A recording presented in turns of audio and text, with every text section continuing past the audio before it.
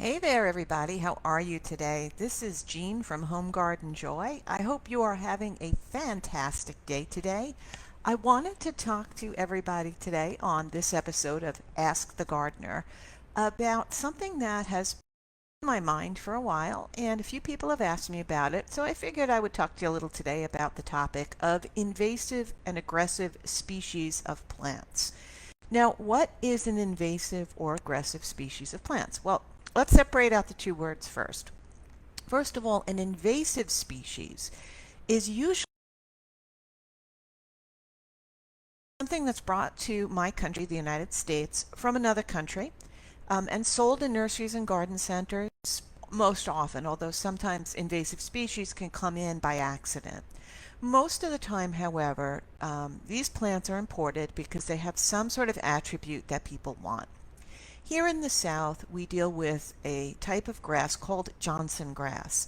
That one was planted during the Civil War, our American Civil War in 1860 to 1865 or thereabouts, by a fellow named Johnson, who thought that this grass, which grew in, I think, Bermuda, he thought that that grass would be great in the South because it's a hot climate like Bermuda, and he thought it would be wonderful to plant around because animals would eat it, like mules and horses, right? Well, unfortunately, our mules and horses don't eat it, and it spreads and it crowds out the native species of grasses.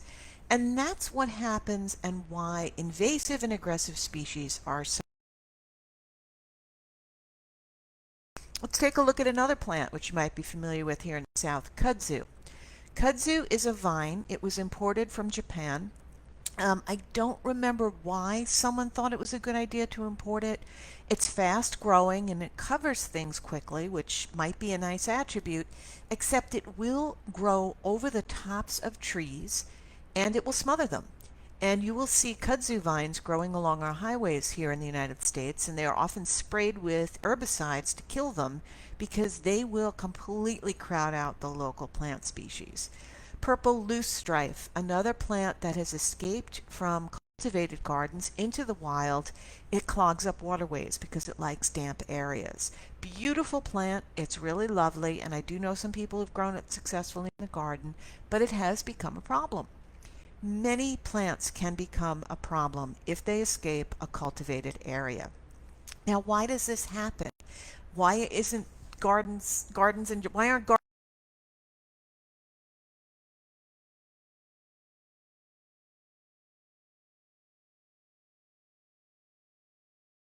answer lies in the balance of nature in the natural ecosystem.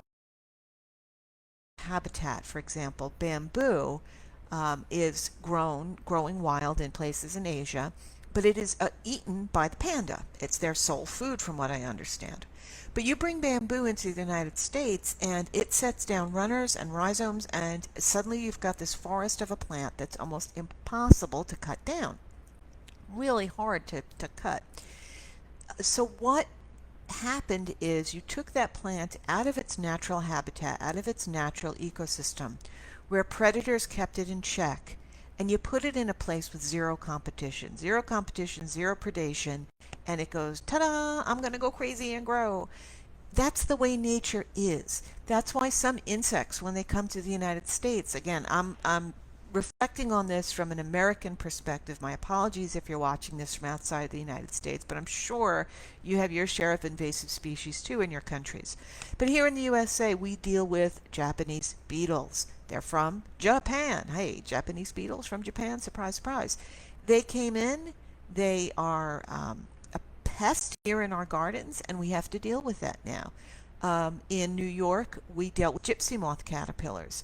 Where did those come from? Some professor decided it would be great to introduce that species in. I think he was trying to cross them with the silkworm caterpillar and grow silkworms to make silk here in the United States. Well, it didn't work. The caterpillars escaped, and now our oak trees get decimated, and so on and so on and so on and so on. So, what can you and me and the average gardener watching this do? Well, first of all, try not to plant invasive and aggressive species. That's easier said than done.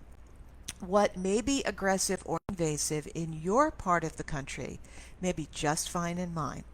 Case in point, I have butterfly bushes planted on my property. I love buddleia, and they're non-invasive in my property.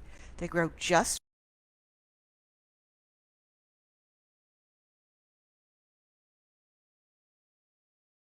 have them on their lists of invasive species.